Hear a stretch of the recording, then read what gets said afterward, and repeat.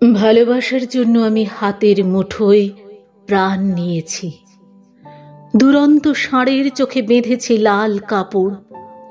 বিশ্ব সংসার তন্ন তন্ন করে খুঁজে এনেছি 108টা নীলপদ্ম। তবু কথা রাখেনি বরুণা। এখনো তার বুকে শুধুই মাংসের গন্ধ।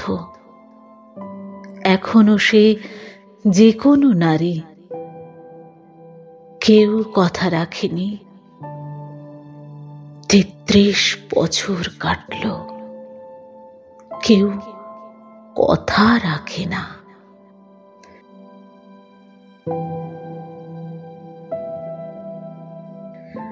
নমস্কার শ্রোতা বন্ধুরা, শ্রবণ সঙ্গী পডকাস্ট চ্যানেলে আপনাদের স্বাগত। আমি কিন্তু কথা দিয়ে কথা রেখেছি।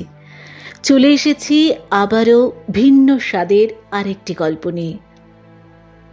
20 শতকের শেষ ভাগে সক্রিয় একজন প্রথিতযশা বাঙালি সাহিত্যিক, যিনি একাধারে কবি, ঔপন্যাসিক, ছোট গল্পকার, সম্পাদক হিসেবে অজস্র স্মরণীয় রচনা উপহার দিয়েছেন।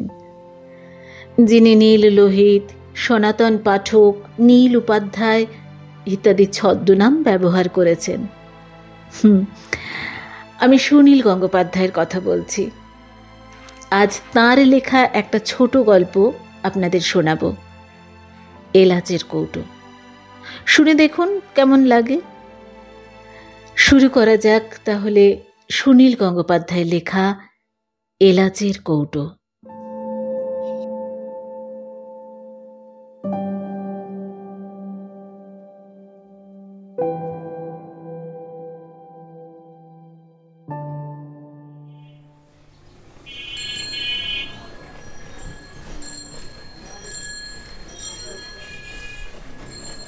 সাইকেল রিক্সা নিয়ে বাড়ি থেকে খানিকটা এগোবার পরেই রত্নার মনে পড়ল একটা জিনিস নেওয়া হয়নি। সে ব্যস্ত হয়ে বলে উঠল, এই এই একটু থামো তো ভাই, একবার ফিরে যেতে হবে। রিক্সা চালক অপ্রসন্নভাবে মুখ ফিরিয়ে তাকালো। এই সময় দুদিক থেকে দুটো ট্রেন আসে, অনেক যাত্রী, তাই রিক্সাওয়ালাদের পোয়া বারো। কলকাতার ট্যাক্সি ড্রাইভারদের মতন রুক্ষ হয়ে ওঠে। কি যেন নিজের মনে গজগজ করতে করতে রিক্সাটা ফেরালো। সদর দরজা খুলিয়ে যেতে হলো দোতলায়। নিজের ঘরের টেবিলের ওপর রাখা আছে কৌটোটা। সেটা তাড়াতাড়ি ব্যাগে ভরে নিয়ে ফিরে যেতেই টান পড়ল আঁচলে। টেবিলের কোণায় যে চলটা উঠে আসে সেখানে আটকেছে। আঁচলটা ছাড়াতে গিয়েই শরীরটা কেঁপে উঠল রত্নার। আসল জিনিসটাই তো সে ভুলে গেছে, তার আইডেন্টিটি কার্ড। এটা না থাকলে তো সে ঢুকতেই পারত না। আঁচলটা আটকালো বলেই তো মনে পড়ল, এটা যেন অলৌকিক ব্যাপার।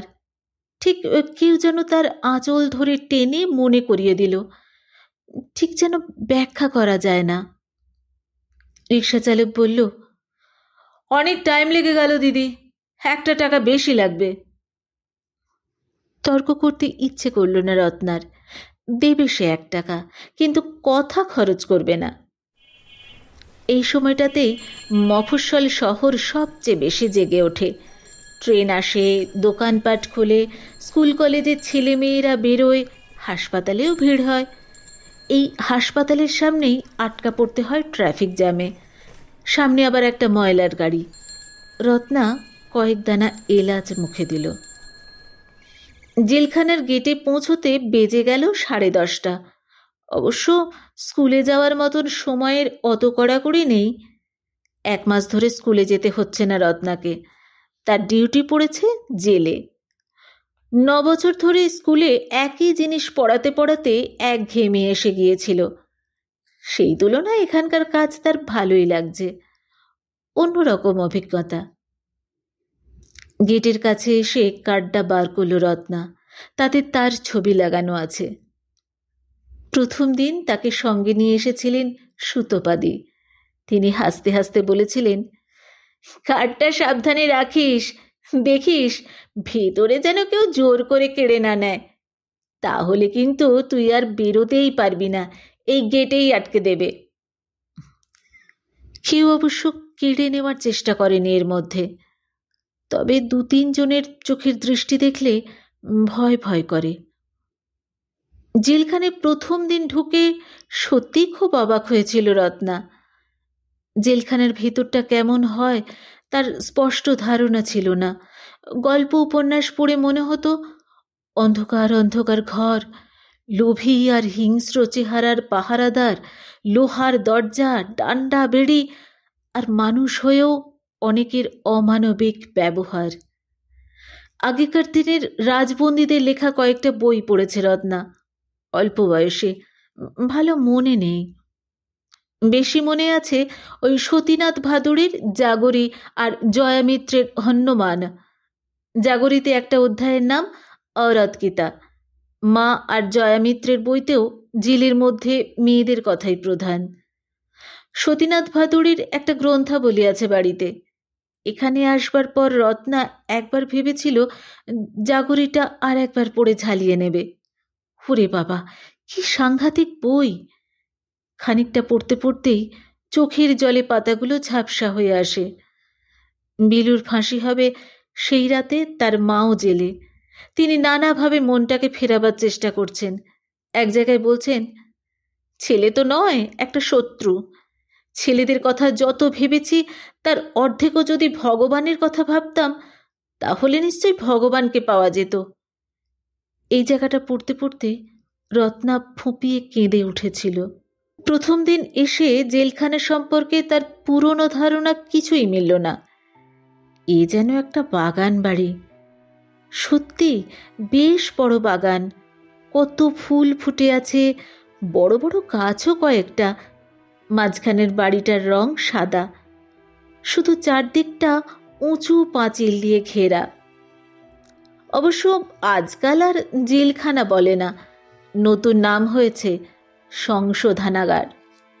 আর এটা শুধু মেয়েদের জন্যই, এখানে একজনও পুরুষ নেই। বাগানের মধ্যে একটা খড়ের চালাঘর, তার ভেতরে 3খানা সিমেন্টের তৈরি বেঞ্চ, একটা প্লাস্টিকের চেয়ারও আছে। আজ অবশ্য শীত পড়েছে একটু একটু, রোদ বেশ মোলায়েম, বাইরেও বসা যায়। নানা বয়সের নারী, তবে 18-র নিচে কেউই নয়। ওপরের সীমা 45 থেকে 50। কেউ উৎকট গম্ভীর, কেউ বেশি কথা বলে, কেউ ঝগড়া ছাড়া থাকতেই পারে না। অনেকেরই শরীরের রূপ নেই, স্বাস্থ্যও ভালো নয়। রত্না ধীর পায়ে বাগানের মধ্যে দিয়ে হেঁটে এসে চালাটার মধ্যে চেয়ারে বসল।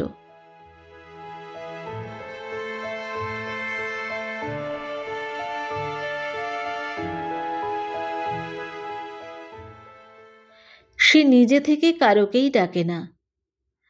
মিনিট 5 সে বসে রইল চুপ করে।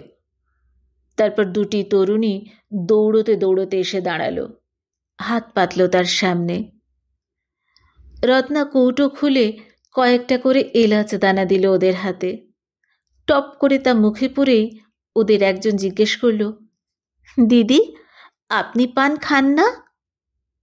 এই প্রশ্নটা তাকে এখানকার অনেকেই করে প্রথম দিন থেকে, অর্থাৎ ওদের পান খাবার নেশা। রত্নার পান খাওয়ার অভ্যেস থাকলে নিশ্চয়ই সে পানের ডিবে রাখত, ওরা চেয়ে নিত। কিন্তু রত্না কখনো পান খায়নি, এমনকি বিয়ে বাড়িতেও সে পান নেয় না। পানের পিক ফেলার দৃশ্যটা তার অশ্লীল মনে হয়। অনেক দিন থেকেই এলাচ দানা খায় রত্না। আগে তার কাছে একটা ছোট্ট রূপোর কৌটো থাকতো, এখন এখানকার অনেককে দিতে হয় বলে সে একটা বড় টিনের কৌটো রাখে। এলাচের দামও বেশ। রত্না লক্ষ্য করেছে এরা অনেকেই বাইরে থেকে কিছু কিছু জিনিস আনায়, কী উপায়ে তা সে জানে না। কেউ কেউ শুধু দোক্তাই খায়, কয়েকজনকে সে বিড়ি টানতেও দেখেছে। এক মাঝবয়সী স্থূলাঙ্গিনী একদিন তাকে ফিসফিস করে বলেছিল, দিদি, আমার জন্য ইসব ফুলের ভুসি এনে দেবে, আমি তোমায় পয়সা দেব। রত্না রাজি হয়নি। যত তুচ্ছ জিনিসই হোক, বাইরে থেকে এদের জন্য কিছু এনে দেওয়ার নিষেধ আছে। এখানকার সুপার সুতোপাদি বলেছিলেন, তুই এরা কে, কোন কারণে জেল খাটছে তা কখনো জিজ্ঞেস করবি না, এদের জীবন কাহিনী জানতেও চাইবি না, তাহলে এক একজন সম্পর্কে মনের মধ্যে একটা ধারণা গেঁথে যাবে। বরং খোলা মন নিয়ে সবাইকে সমান মনে করাই উচিত। রত্না কখনো কাউকে কিচ্ছু জিজ্ঞেস করেনি, তবু কি করে যেন জেনে গেছে এখানে 3 জন খুনের আসামি, নিজের হাতে খুন করেছে, যাবজ্জীবন বন্দিনী। তাদের মধ্যে একজন রত্নার ছাত্রী। জেল কর্তৃপক্ষ ঠিক করেছিলেন এখানকার মেয়েদের নানা রকম হাতের কাজ শেখাবার সঙ্গে সঙ্গে লেখাপড়া শেখাবারও চেষ্টা হবে, যাতে কারাবাস থেকে মুক্ত হওয়ার পর তারা সুস্থ জীবনে প্রতিষ্ঠিত হতে পারে। কিন্তু লেখাপড়া তো আর জোর করে শেখানো যায় না। বেশিরভাগই সমাজের গরিব নিচু শ্রেণীর নারী, জীবনের বইও কখনো ছুঁয়ে দেখেনি। বেশি বয়সে তারা একেবারে প্রথম থেকেই শেখার আগ্রহ পায় না। তবু নিয়ম মাফিক 2 জন শিক্ষয়িত্রী আসে। তারা কয়েকজনকে ABCD অ আ ক খ শেখাতে চেষ্টা করে। রত্না অবশ্য বলে দিয়েছিল সে অত প্রাথমিক স্তরে পড়াতে রাজি নয়। রত্নার ডাক পড়েছিল অন্য কারণে। সুতপা একদিন জানতে পেরেছিলেন খুনের আসামি বাসন্তী নামে একটি মেয়ে ঝগড়ার সময় ইংরেজিতে গালাগালি দেয়। সোয়াইন, ব্লাডি, বাস্টার্ড, বিচ, এইসব গালাগালি তার মুখ দিয়ে অনর্গল বেরিয়ে আসে। তার কেস হিস্টোরিতে দেখা গেছে সে একটা ধনী পরিবারে আয়ার কাজ করত। সেই বাড়িতে তাদের মুখ থেকে শুনে শুনে সে ওইসব গালাগাল মুখস্থ করেছে। সুতপাদি তার সঙ্গে কথা বলে বুঝলেন সে ইংরেজি বাংলা পড়তেও পারে, আলেকজান্ডার এবং সম্রাট অশোকের নাম জানে, অর্থাৎ প্রায় ক্লাস 8-9 বিদ্যে। সুতপাদি একে জিজ্ঞেস করেছিলেন, তুই আরও পড়তে চাস? সে ঘাড় নেড়েছিল। বছরখানেক পড়ালে MA মাধ্যমিকও পাশ করতে পারে। তেমন যদি হয় তাহলে এই সংশোধনাগারেরও বেশ নাম হবে, ছবি উঠবে কাগজে। তাই সরকারি স্কুলে আবেদন করে রত্না হালদারকে তিনি আনিয়েছেন এখানে।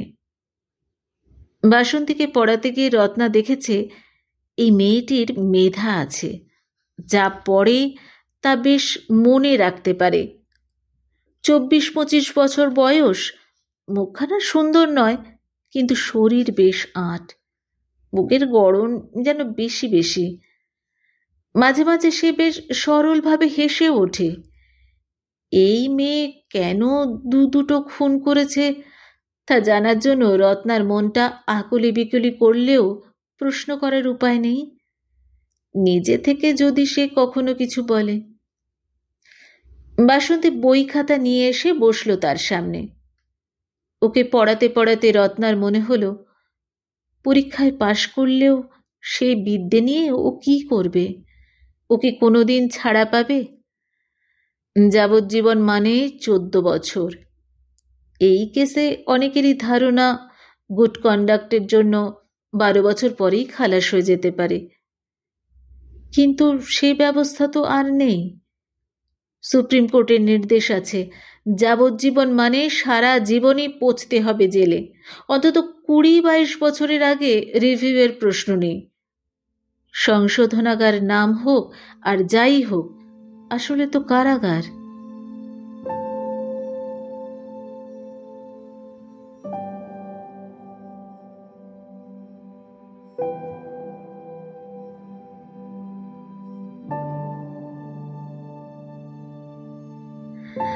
আর একটা মেয়ে, সে রত্নার কাছে পড়তে আসে না, কিন্তু এই সময়টায় সে একটা খুঁটিতে ঠেস দিয়ে বসে থাকে। সে কোনো কথাও বলে না, কোনো প্রশ্ন করলেও উত্তর দেয় না। বৃষ্টির সময় বাসন্তী তাকে বলেছিল, এই মেদ্দা, বসে বসে ভিজছিস কেন? ভেতরে উঠে যা। তা শুনেও মেয়েটি উঠে আসেনি, একই জায়গায় বসে বসে ভিজেছে। রত্না জিজ্ঞেস করেছিল, ওর কি নাম কি বললে? মেদ্দা? এ আবার কিরকম নাম, মানে কি?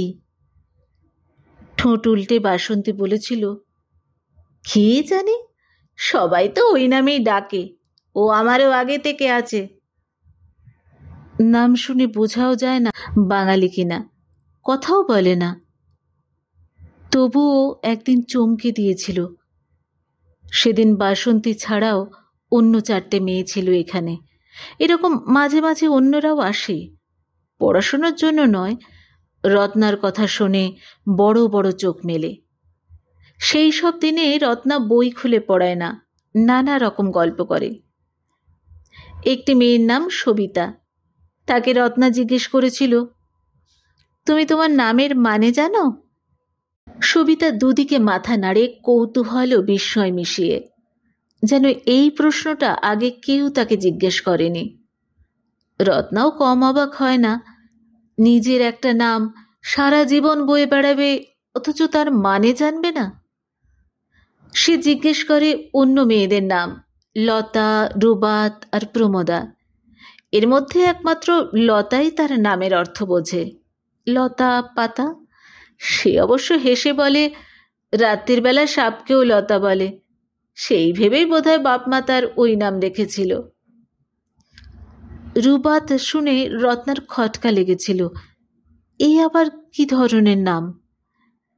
মেয়েটার নাকে একটা নাক ছাবি, মুখে এমন একটা ভাব আছে যাতে মুসলমান বলে মনে হয়।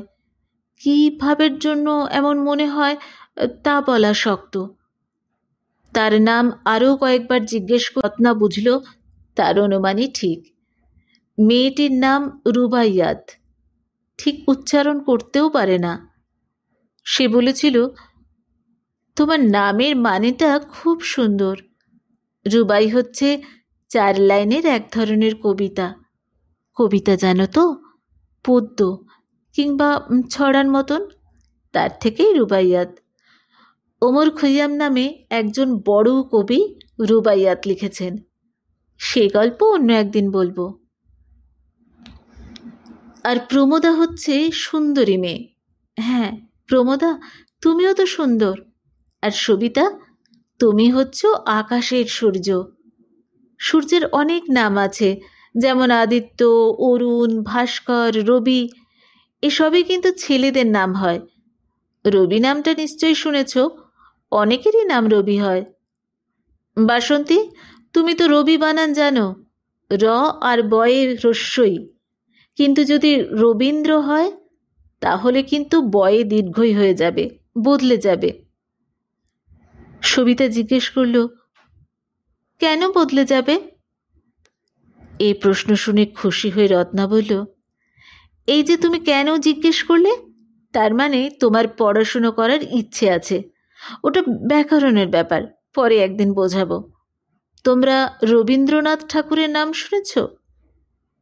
হায়, আমাদের এই বিশ্বকবির নাম গ্রাম বাংলার অনেক নারীই জানে না, অনেক পুরুষও বোধহয় তাই। এদের মধ্যে একমাত্র বাসন্তী জানে। রত্না জিজ্ঞেস করেছিল, বাসন্তী, তুমি রবীন্দ্রনাথের কোনো কবিতা বা গান মুখস্থ বলতে পারো?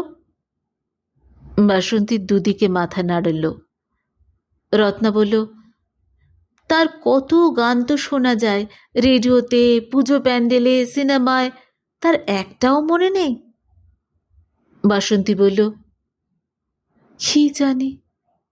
রত্নার মনে হলো শুনেছে নিশ্চয়ই, কিন্তু কোনটা রবীন্দ্রসঙ্গীত তা সে জানে না। এই সময় সেই কাণ্ডটা হলো। রত্নার সচকিতে মুখ ফেরালো। খুঁটিতে হেলান দিয়ে বসে থাকা মেদ্দা একটাও কথা না বললেও সে নিশ্চয়ই এদের সব কথা কান খাড়া করে শোনে। সে এখন গুনগুন করে গাইছে, অশ্রু নদী সুদূর পারে, ঘাট দেখা যায় তোমার দ্বারে। অশ্রু সুর নির্ভুল তো বটেই, উচ্চারণও স্পষ্ট, শিক্ষার ছাপ আছে।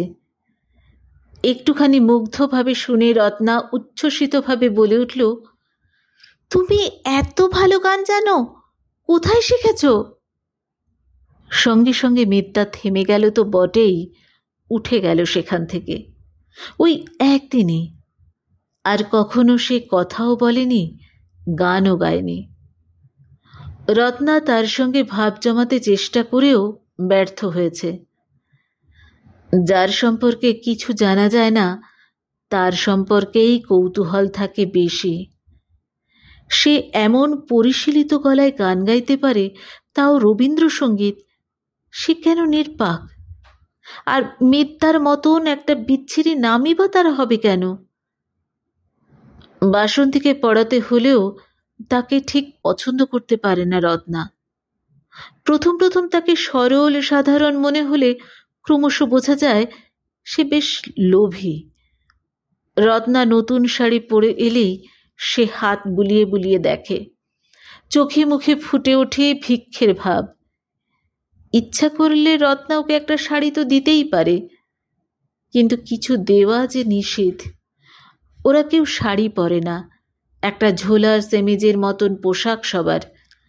শাড়ি থাকলে গলায় ফাঁস বেঁধে কেউ যদি আত্মহত্যা করে। একদিন রত্না একজোড়া দুল কানে দিয়ে এসেছিল। বাসন্তী হঠাৎ উঠে দাঁড়িয়ে কানে হাত দিয়ে দুলটা দেখতে লাগলো। শিউরে উঠেছিল রত্না, এটা একটা খুনির হাত তো বটে। একদিন বাসন্তী নিজের থেকেই বলল যে এখান থেকে ছাড়া পেলে এসে আর লোকের বাড়িতে কাজ করবে না, কোনো স্কুলে চাকরি নেবে। শুনে খুবই অস্বস্তি বোধ করেছিল রত্না। খুনি হিসেবে যার শাস্তি হয়েছে তাকে কি কোনো স্কুল চাকরি দেবে?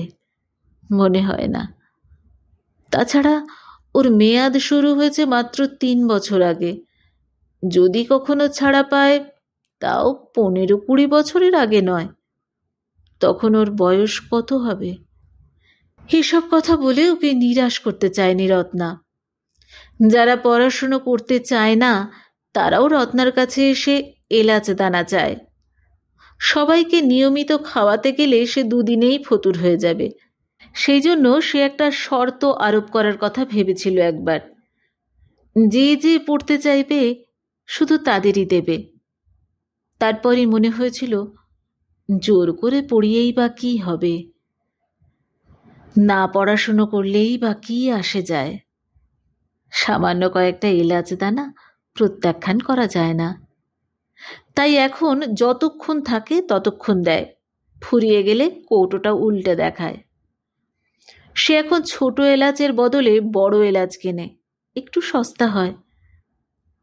মেদ্দা নামের মেয়েটি কোনো দিন এলাচ চায়নি। রত্না তাকে নিজে থেকে একদিন দিতে গিয়েছিল, সে মুখ ফিরিয়ে নিয়েছে। ফেরার জন্য রত্না উঠে দাঁড়ায়। বাগানের চতুর্দিকে ছড়িয়ে আছে মেয়েরা। সারা দুপুর তারা এখানেই থাকে। কয়েকজন দল বেঁধে কী সব খেলে, কয়েকজন নিজেদের মধ্যে কথা কাটাকাটি করে। 2জন মহিলা ওয়ার্ডেন বেটে লাঠি হাতে পাহারা দেয়। কোথাও যদি কথা কাটাকাটি একসময় হাতাহাতিতে গড়িয়ে যায় তখন ওয়ার্ডেনরা এসে তাদের মারে, বেশ নিষ্ঠুরের মতনই জোরে জোরে পেটায়। রত্নার মনে হয় এই যে এতজন মেয়ে, এদের দেখলে বোঝাই যায় না এরা সবাই জেল খাটার মতন অপরাধ করেছে। বাইরের সাধারণ মেয়েদেরই মতন তারা।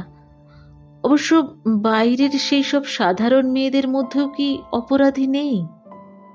সবাই ধরা পড়ে না।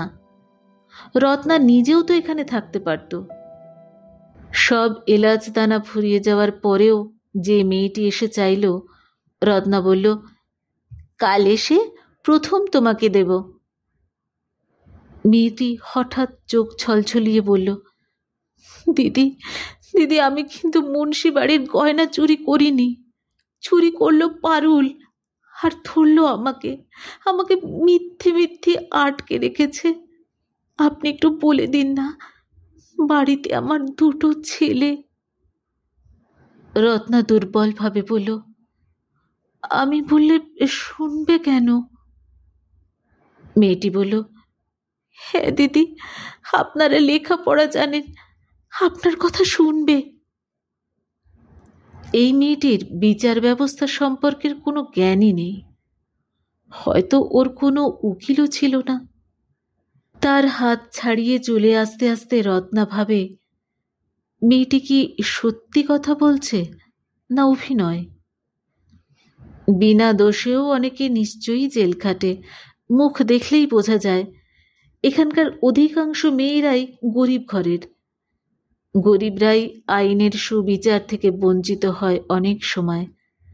যাদের পয়সা আছে তারা আইনের লম্বা হাত দুমড়ে মুচড়ে দিতে পারে পয়সার জোরে। সুতোপাদের সঙ্গে দেখা হলো এক বিয়ে বাড়িতে। তার সঙ্গে অনেক আগে থেকেই পরিচয় ছিল রত্নার। তাপসের সঙ্গে যখন ছাড়াছাড়ি হয় তখন সাংঘাতিক মানসিক বিপর্যয়ের মধ্যে এই সুতোপাদি অনেকখানি শুশ্রূষা করেছেন তার মনের। তাপস ওর পিস্তুত ভাই, তবুও তিনি বলেছিলেন, তুই ওকে বিয়ে করতে রাজি হওয়ার আগে আমাকে জানাসনি তো? ও তো একটা স্কাউন্ড্রেল। চেহারাটা চকচকে, বাইরে থেকে কিচ্ছু বোঝা যায় না। ও তোর মায়ের গায়েও হাত তোলে, তোকে মারধর করবে, হে আর আশ্চর্য কি! বিয়ে বাড়িতে সুতোপাতির সঙ্গেই তার বেশি গল্প হয়। কেমন সে পড়াচ্ছে, বাসন্তী পাশ করতে পারবে কি না, জেলের মেয়েদের সম্পর্কে তার ধারণা কি, এই সব প্রশ্ন করেন খুঁটিয়ে খুঁটিয়ে। নিছক চাকরি নয়, নিজের কাজটা ভালোবাসেন সুতোপাদি। একসময় রত্না জিজ্ঞেস করেই ফেলল, ওই মেদ্দা নামের মেয়েটাকে একেবারে বুঝতে পারি না, কথা বলে না কারোর সঙ্গে, অথচ ভালো গান গায়। ওর আসল নামটা কি? সুতোপাদি হেসে বললেন, যে কোনো কথা বলে না সে তো রহস্যময়ী হবেই। খুব একটা রহস্য নেই, সাধারণ ঘটনায় রাগের মাথায় একজনকে খুন করে ফেলেছে। একটা ব্যাপার তো আমি দেখেছি, এই যে এতগুলো মেয়ে প্রিজনার, এদের প্রায় প্রত্যেকেরই ক্রাইমের সঙ্গে কোনো না কোনো পুরুষ জড়িত। পুরুষরাই তাদের অপরাধের পথে ঠেলে দেয়। যেমন ধরো, নারী পাচারের কেস আছে কয়েকটা, মেয়েরাই বোকাশোকা, মেয়েদের ফুসলিয়ে এনে দেহ ব্যবসায় চালান দেয়। কেউ কেউ ধরা পড়ে, শাস্তি হয়। মেয়েটা দোষী, কিন্তু ফ্লেশ ট্রেড তো চালাচ্ছে পুরুষরা। আসল ক্রিমিনাল তো তারাই, তারা ধরা পড়ে না। রত্না চমকে গিয়ে বলল, এই মেদ্দাও সেই রকম কোনো কেসে ধরা পড়েছে নাকি? সুতপা বলল, না না, বললাম না ওর খুনের কেস। ওর নাম মাধবী। কেন ওকে অন্যরা মিদ্দা না মেদ্দা বলে তা আমি জানি না। ও ছিল তোরই মতন স্কুল টিচার, মধ্যবিত্ত পরিবারের মেয়ে। অনেক ক্ষেত্রেই যা হয়, একজনের প্রেমে পড়ল, সে বিয়ের প্রতিশ্রুতি দিয়েছিল, তার মধ্যে রেগুলার সেক্স রিলেশনও হলো। এরই মধ্যে একটা মন্দিরের সামনে গিয়ে বিয়ের ভানও করেছিল। তারপর মাধবী প্রেগন্যান্ট হতেই সে হারামজাদা নিজের মূর্তি ধরল। অ্যাবর্শন না করালে সে মাধবীকে ঘরে নিতে পারবে না। তা বিয়েই যদি হয় তাহলে অ্যাবর্শনের প্রশ্ন উঠবে কেন? এই নিয়ে গালমন্দ, মারধর। মাধবী তখন গেল তার শাশুড়ির কাছে সুবিচার চাইতে। সেই দিনই ঘটল ঘটনাটা। সেই মহিলা শুধু যে পুত্র স্নেহেই অন্ধ তাই নয়, তিনি এই সম্পর্কের কথা কিছুই জানতেন না। অন্য মেয়ের সঙ্গে তার ছেলের বিয়ে ঠিক করে রেখেছিলেন।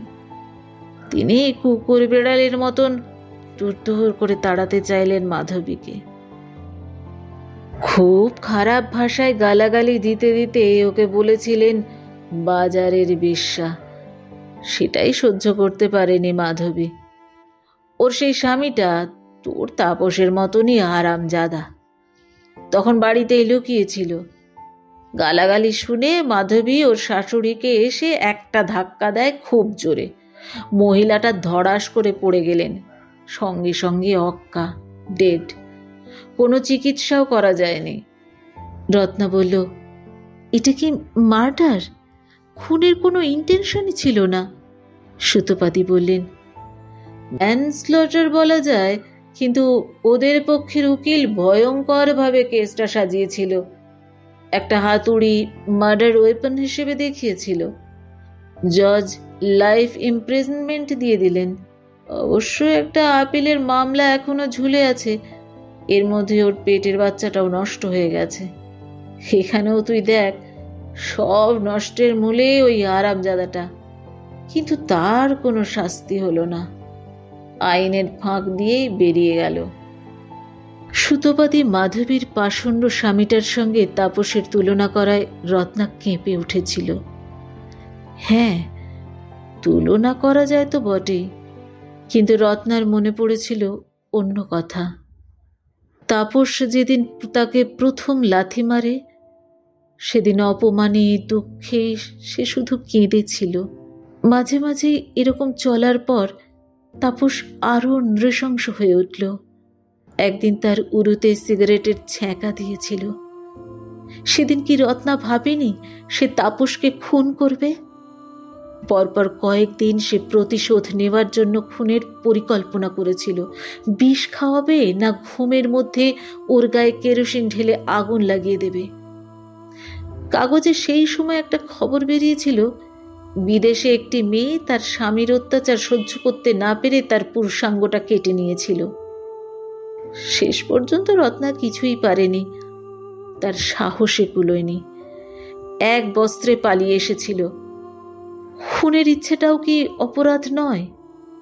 সত্যি সত্যি খুন করলে রত্নারও স্থান হতো ওই জেলে। তার উরুতে এখনো সেই পোড়া দাগটা আছে।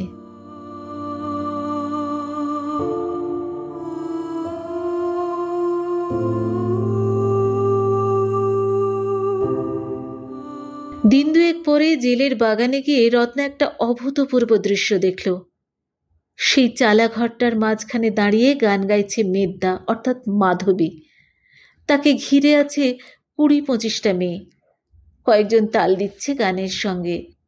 মাধবী গাইছে, মম চিত্তে নীতি নৃত্যে কে যে নাচে, তাতা থই থই তাতা থই থই তাতা থই থই। মম চিত্তে নীতি নৃত্যে কে যে নাচে, তাতা থই থই তাতা থই থই তাতা থই থই। রত্না কাছে গিয়ে দাঁড়াতেই অনেকে মিলে কলস্বরে জানালো, মেদ্দা খালাস হয়ে গেছে। আপিলে বেকসুর মুক্তি পেয়েছে মাধবী। হাইকোর্টে খারিজ হয়ে গেছে অভিযোগ। হাতুড়িতে শুকনো রক্তের দাগ মানুষের নয়, মুরগির। ওর শাশুড়ির গুরুতর হৃদরোগ ছিল, আগে 2বার অ্যাটাক হয়ে গেছে। মাধবী যে তাকে ধাক্কা দিয়েছে কিংবা কতটা জোরে, তার কোনো প্রত্যক্ষ প্রমাণ নেই। ঠিক সেই সময়ে অন্য কেউ সেখানে উপস্থিত ছিল না। বাড়ির দাসীটি করেছে সে ছিল কলতলায়। শব্দ শুনে ছুটে আসে। অত্যধিক উত্তেজনায় ওরকম রোগীর হঠাৎ হার্ট ফেলিওর হতেই পারে। রত্না ভেবেছিল মাধবীর যে মুহ্যমান অবস্থা এবং কারোর সঙ্গে কথা না বলা, তা বোধহয় গভীর অনুতাপের জন্য। মধ্যবিত্ত ঘরের শিক্ষিত মেয়ে, খুন টুনের মতন ব্যাপারে নাম জড়িত হওয়াটা তো চরম অপমানে। কিন্তু তা তো নয়। মুক্তির খবর শুনেই সে এত খুশি। গান শেষ করে সে একজন মেয়েকে জড়িয়ে ধরে বিদায় জানাচ্ছে। এতদিন সে কথা বলতো না, তবু সে সকলেরই নাম জানে, নাম ধরে ডাকছে। এবার সে রত্নার দিকে ফিরতেই রত্না বলল, আমিও খুব খুশি হয়েছি। রত্না এলাচের কৌটোটা খুলে বাড়িয়ে দিল তার দিকে। বেশ কয়েকটা এলাচ দানা তুলে নিয়ে মুখে দিল মাধবী। একটু চিবিয়ে নিয়ে বলল, বাহ, কি সুন্দর স্বাদ হয়ে গেল মুখে। আগে খাইনি কেন? রত্না বলল, আমি তো আগেও তোমায় দিতে চেয়েছিলাম, তুমিই নাওনি। আরও 2বার বাহ বাহ করে মাধবী বলল,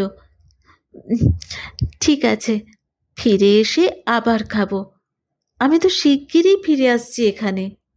রত্না চকিতভাবে বলল, কেন ফিরে আসবে কেন? তোমার তো পুরোপুরি ওরা কি সুপ্রিম কোর্টে যাবে?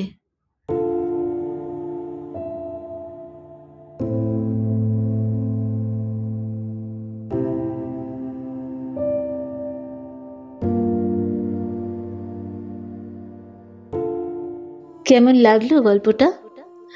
যদি ভালো লেগে থাকে তাহলে পরিচিতদের সঙ্গে শেয়ার করবেন, আর অবশ্যই সাবস্ক্রাইব করে নেবেন চ্যানেলটিকে। শ্রবণ সঙ্গী পডকাস্ট চ্যানেল, কানের আরাম। তাহলে আজকের মতো বিদায় নিচ্ছি। আমি মিঠু। খুব শিগগিরই ফিরে আসবো আরও একটি গল্প নিয়ে। নমস্কার।